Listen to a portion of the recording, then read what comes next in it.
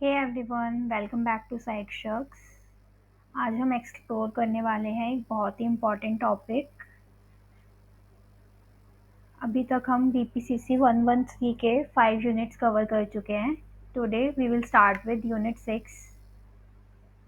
Unit 6 is introduction to treatment of mental disorders. Although this unit has no direct question in the exam since 2003 till now, but this unit is important for our basic understanding. So we will see what we have in the box for today. Psychology सिर्फ disorders को समझने तक ही limited नहीं है, बल्कि उन्हें treat कैसे करें ये भी उतना ही ज़रूरी पार्ट है। In this video you will understand how treatment evolve from Asian rituals to modern psychotherapy and medical interventions.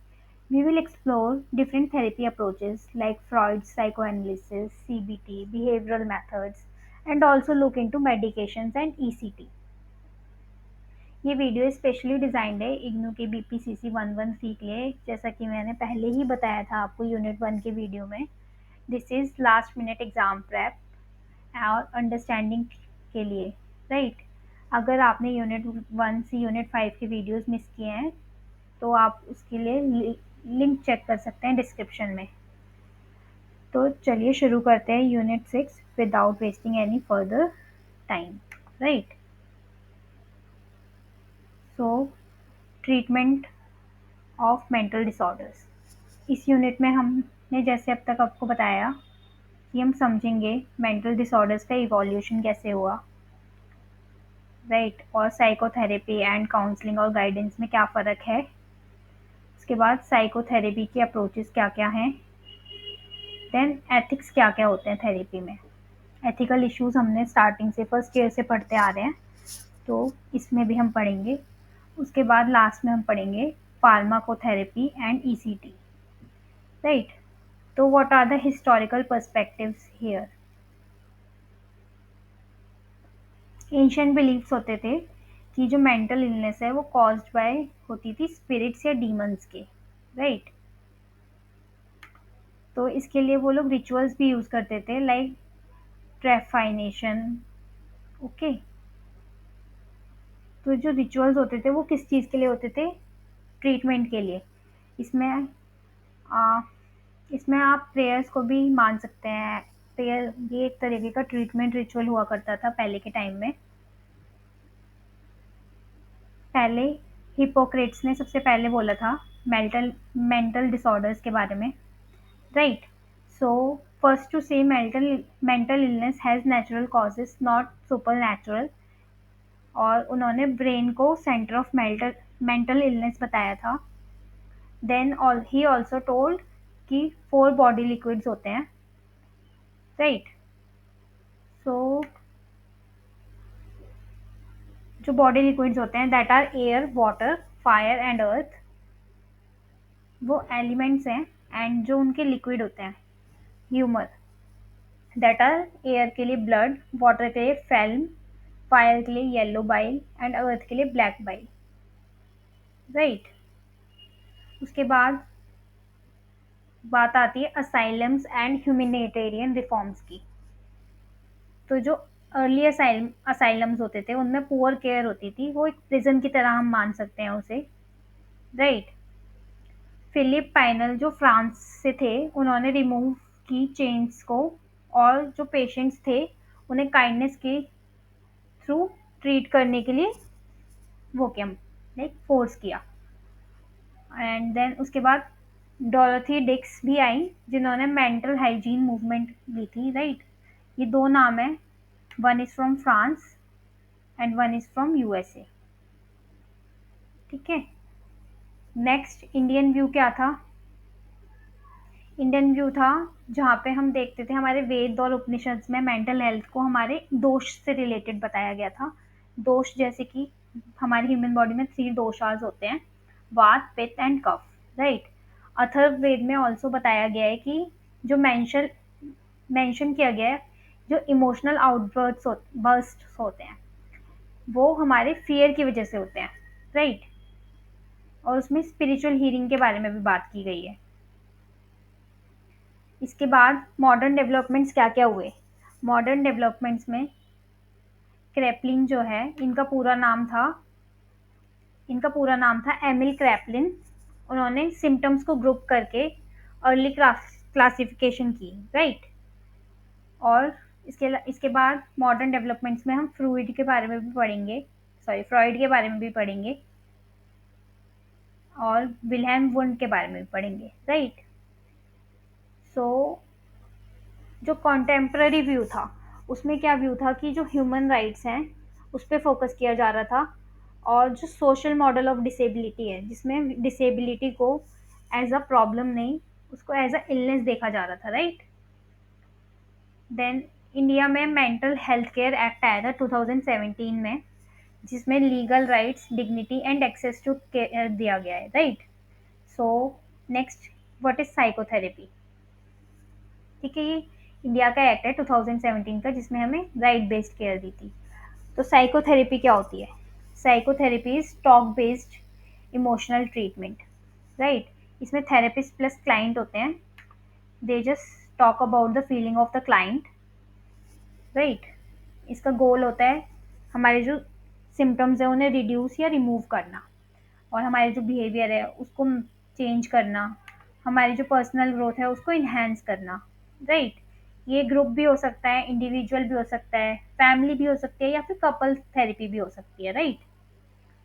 इसके बाद जो थेरेपिस्ट है उसके अंदर कुछ क्वालिटीज होनी चाहिए, जैसे कि empathy and genuineness, solar, right.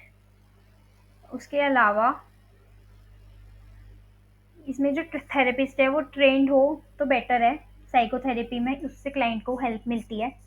Trend therapist आपको ज़्यादा हेल्प कर पाएगा rather than a new one, right. इसके की एलिमेंट्स देखेंगे हम, सॉरी, इसके की एलिमेंट्स देखेंगे हम।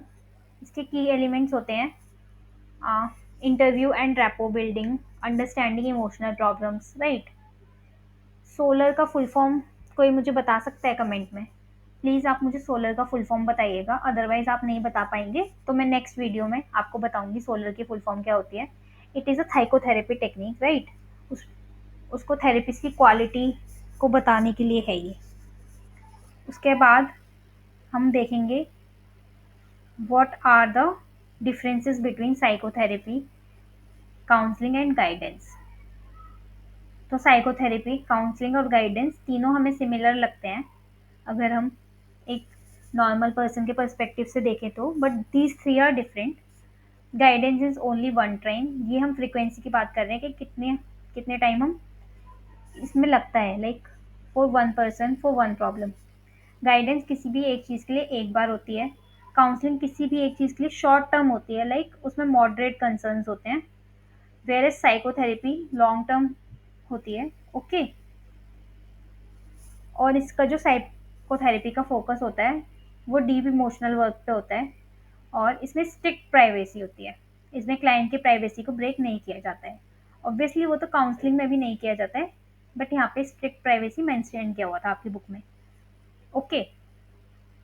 और क्लाइंट्स जो होते हैं साइकोथेरेपी के, उनको जो डिसऑर्डर्स हैं वो डायग्नोस्ड हो चुके होते हैं उनको, राइट।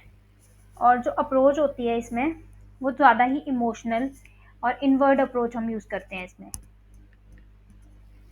ओके। नेक्स्ट, काउंसलिंग में जो है वो हम किसी पर्सन की डेवलपमेंटल के लिए या फिर ग्रोथ के लिए यूज़ करते हैं। इसमें मॉडरेट कंसर्न्स होते हैं एक पर्सन के, इसमें कॉन्फिडेंशियलिटी मेंटेन की जाती है, और जो अप्रोच होती है वो सपोर्टिव होती है, राइट। इसमें अप्रोच होती है सपोर्टिव। Then guidance. गाइडेंस क्या होता है। गाइडेंस ओकेजनली या वन टाइम ड्यूरेशन का होता है। इसमें फॉर एग्जांपल आप अपने करियर के लिए गाइडेंस ले रहे हैं, राइट। आप अपनी एजुकेशन के लिए गाइडेंस ले रहे हैं, तो ये सब आ गया गाइडेंस के अंदर, वन टाइम, ओके, या फिर ओकेजनली हम ले रहे हैं। इसमें आपको प्रैक्टिकल एडवाइस देगा जो गाइडेंस काउंसलर होगा, ओके। और ये सॉल्यूशन बेस्ड होती है।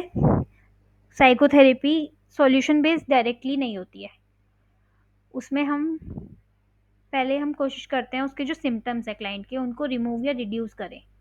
ओके। और गाइडेंस में जो प्राइवेसी है उसका इतना कंसर्न नहीं होता है, क्योंकि गाइडेंस हम कुछ बच्चों को एक जैसी गाइडेंस भी दे सकते हैं, बट ज़रूरी नहीं है सबको एक ही जैसी काउंसलिंग हो या सबकी एक जैसी साइकोथेरेपी हो। Okay. Next is approaches to psychotherapy. आपकी बुक में दो अप्रोचेस बताई हैं psychotherapy. First one is Freud's psychoanalytic and second one is Carl Rogers humanistic. तो साइको एनालिटिक में हम देखेंगे साइको एनालिटिक में क्या होता है। साइको एनालिटिक में जो है वो फोकस होता है अनकॉन्शियस माइंड पे। राइट। आप सबने फ्रॉइड के इड ईगो सुपर ईगो वाले आइसबर्ग के बारे में पढ़ा होगा, तो इसको ज़्यादा एक्सप्लेन करने की ज़रूरत नहीं है। इसमें ड्रीम एनालिसिस, ये आपके सेकेंड ईयर का सब्जेक्ट था, उसमें आपने पढ़ा होगा 106 में। राइट। बीपीसीसी 106 में आपको साइको एनालिसिस के बारे में बहुत अच्छे से बताया हुआ है। ठीक है। देन उसके अलावा बिहेवियरल अप्रोचेस क्या थे इसमें। तो बिहेवियर अप्रोच किसके थे, वो फ्रॉइड के नहीं थे, वो वॉटसन स्किनर और पेवलोव के थे। इसमें फोकस था लर्न बिहेवियर पे, मतलब जो बिहेवियर होता है इंसान का वो लर्न किया जाता है। वॉटसन ने कहा था कि आप उसे कोई भी पर्सन दे दीजिए, वो उसको जो आप बोलेंगे उस चीज़ में ट्रेन कर देगा। राइट। तो उनका फोकस था बिहेवियर लर्न किया जा सकता है इस बात पे। और जो फ्रॉइड का फोकस था वो था कि बिहेवियर हमारे अनकॉन्शियस माइंड के द्वारा कंट्रोल किया जाता है। That not control, but unconscious mind उसको इन्फ्लुएंस करता है। ओके। नेक्स्ट है मेथड्स क्या क्या हैं इसमें। सॉरी। तो जो मेथड्स हैं वो थे जैसे कि सिस्टमैटिक डिसेंसिटाइजेशन। ये किसके लिए था, ये फोबियाज के लिए था। उसके अलावा टोकन इकोनॉमी, जिसमें रिवॉर्ड्स दिए जाते थे। राइट। नेक्स्ट हम देखेंगे ह्यूमनिस्टिक रॉजर्स की अप्रोच क्या थी। उन्होंने फोकस किया था self growth, empathy and client centres therapy पे। ठीक है। इसमें हम सीबीटी के बारे में पढ़ेंगे इसके अलावा। तो कार्ल रॉजर्स का जो अप्रोच थी उसका गोल था कि जो एक ह्यूमन है वो फुल्ली फंक्शनिंग पर्सन बन जाए। जो भी पर्सन थेरेपी की हेल्प ले रहा है वो एक फुल्ली फंक्शनिंग पर्सन में कन्वर्ट हो जाए या फिर बन जाए, क्योंकि कोई इंसान थेरेपी की हेल्प तभी लेता है जब some things are beyond their control. Okay. तो जो ह्यूमनिस्टिक अप्रोच थी वो क्लाइंट सेंटर्ड थी। उसकी लिमिटेशंस था कि वो इग्नोर करती थी सोशल या इन्वायरमेंटल फैक्टर्स को। इसके अलावा सीबीटी, सीबीटी का जो फोकस था, सीबीटी की फुल फॉर्म होती है कॉग्निटिव बिहेवियरल थेरेपी। राइट। तो उसका फोकस था थॉट्स, इमोशन एंड बिहेवियर पे। ठीक है। इसको डेवलप किसने किया था, आरन बैक एंड एल्बर्ट एलिस ने। ओके।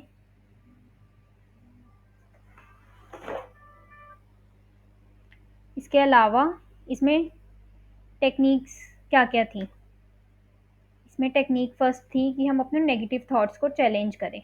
राइट। एंड इसके अलावा एक आर ई बी टी की जो टेक्निक थी उसमें A B C D E model use होता है। A for activating event, B for belief, C for consequence, D for dispute and D for effective believe. Right. ये goal oriented है। Okay. And इसमें जो time है वो limited होता है। ये किसके लिए बेस्ट है, डिप्रेशन, एंग्जाइटी या फोबियाज के लिए। इसके बाद नेक्स्ट हम पढ़ेंगे फेजेस ऑफ साइकोथेरेपी। इसमें साइकोथेरेपी के तीन फेजेस बताए हुए हैं। First one is initial, second one is middle and third one is termination. Okay. तो जो इनिशियल फेज होता है साइकोथेरेपी का, उसमें जो रेपो है वो बिल्ड की जाती है, गोल्स सेट किए जाते हैं और जो एक्सपेक्टेशन है वो क्लैरिफाई की जाती है कि हम हमारा क्या गोल है इस थेरेपी से और मैं इस क्या थेरेपी से एक्सपेक्ट कर रहा हूँ। राइट। उसके बाद जो मिडल फेज होता है उसमें वो इमोशनल इश्यूज को एड्रेस करते हैं। Right. I am avoiding using the pen because of the mess this is creating. So either I am reading from the book or I am telling something that is common and not written here. Okay. So Middle phase is working on emotional issues, address maladaptive behaviors, handle transference, right? तो इसके अलावा last phase is termination. Okay, last phase is termination. इसमें wrap up theory include होती है. And therapy होती है ये, जहाँ कब होती है, जब हमारे जो गोल्स है वो मिल जाते हैं, हासिल कर लेते हैं हम गोल्स, जो हमारे थेरेपी के गोल्स थे वो. और इसमें फॉलो अप को भी इंक्लूड कर सकते हैं फॉर अ रेफरल, राइट. उसके अलावा what are the ethical issues in psychotherapy. So ethical issues जो हैं वो अमेरिकन साइकोलॉजिकल एसोसिएशन और आरसीआई गाइडलाइंस के ऊपर बेस्ड हैं. इसके की प्रिंसिपल्स होते हैं, right. Beneficence, integrity, respect, justice, right. ये इसके की प्रिंसिपल्स हैं. ओके. और अनएथिकल बिहेवियर्स में क्या क्या आ जाता है? Breach of confidentiality, abuse, false ads, right. और like practising beyond competence, false advertising, misusing of power. या फिर एक इम्पॉर्टेंट अनएथिकल इशू होता है, that is sexual relationship with clients. Okay. So now what is pharmacotherapy? So pharmacotherapy is use of drugs for mental illness, like antidepressants like SSRIs, antipsychotics like risperidone, then mood stabilizers like lithium, antioxidants like diazepam, hypnotics like zolpidem. इसमें concept कौन सा use हो रहा है? इसमें pharmacokinetics, dynamics and genetics का concept use हो रहा है, राइट. तो फार्माकोथेरेपी क्या होती है? फार्माकोथेरेपी होती है use of medications to treat mental disorders. इसमें ड्रग्स के कौन कौन से टाइप यूज़ होते हैं? इसमें anti depressants, anti psychotics, mood stabilizer and ये सारे और भी अलग अलग ड्रग टाइप यूज़ होते हैं, ठीक है. इसका जो कॉन्सेप्ट है वो है pharmacokinetics, that is what body does to drugs, right. मतलब जो हमारी बॉडी है उसका ड्रग पे क्या असर होगा. एंड देन फार्माकोडायनेमिक्स इज कि ड्रग का बॉडी पे क्या असर होगा. And pharmacogenetics is individual differences in drug response, की एक सिमिलर ड्रग का अलग अलग लोगों पे क्या रिस्पॉन्स होगा. ओके.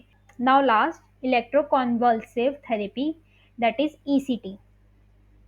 तो जब मेडिकेशंस फेल हो जाती हैं, कब? जब हमारा डिप्रेशन ज़्यादा बढ़ जाता है, ठीक है, तो हम उसमें ईसीटी का यूज़ करते हैं, ठीक है. इसमें हम मॉडिफाई ईसीटी का यूज़ करते हैं, जिसमें हम एनेस्थीसिया और मसल रिलैक्सेंट का यूज़ करते हैं. इसके अलावा इसके दो टाइप्स होते हैं ईसीटी के. First one is bilateral and second one is unilateral. इसमें हम जो ह्यूमन ब्रेन है उसके दोनों साइड यूज़ करें इलेक्ट्रोक्यूटिव थेरेपी, तो दैट इज़ बायोलैटरल. एंड अगर हम एक ही साइड यूज़ करें तो वो यूनिलैटरल होता है, राइट. उसके अलावा ईसीटी कब सेफ़ है? ईसीटी सेफ़ है जब हम ट्रेन्ड प्रोफेशनल के द्वारा इसे कराएं. There are few pre ECT checklist, right. तो इसमें क्या क्या आता है? इसमें आता है fasting, no medication, removing dentures. Okay. Then हम इसकी समरी देखते हैं, इसमें हमने अब तक क्या क्या पढ़ा है इस चैप्टर में. तो ये चैप्टर हमारा है unit 6, introduction to treatment of disorders. इसमें हमने अब तक पढ़ा कि जो मेंटल ऑर्डर्स के ट्रीटमेंट्स हैं वो कैसे इवॉल्व हुए हैं, सुपर नेचुरल बिलीफ से लेके साइंटिफिक मेथड तक. देन उसके बाद हमने पढ़ा कि साइकोथेरेपी एक की मेथड है किस चीज़ के लिए, जिसमें हम यूज़ करते हैं इमोशनल ट्रीटमेंट को, राइट. और इसके बाद हमने पढ़ा कि there are few approaches for psychotherapy like psychoanalysis, CBT, behavioural and humanistic, right. उसके बाद हमने पढ़ा फार्माकोथेरेपी क्या है एंड ईसीटी क्या है. तो what is pharmacotherapy? Pharmacotherapy is using drug for mental illness. And electroconvulsive therapy is जब मेडिकेशन फील हो जाती है तो उनको लाइक इलेक्ट्रिक शॉक्स हम काइंड ऑफ कह सकते हैं, तो वो यूज़ किए जाते हैं for treatment of mental disorders, right. Then हमने ये भी पढ़ा था कि जो एथिक्स होते हैं वो क्या क्या होते हैं साइकोथेरेपी में. Okay. So I think that's it for today. अगर आप लोगों को ये वीडियो पसंद आई हो तो आप वीडियो को लाइक, चैनल को सब्सक्राइब और वीडियो को अपने फ्रेंड्स के साथ शेयर ज़रूर कीजिएगा।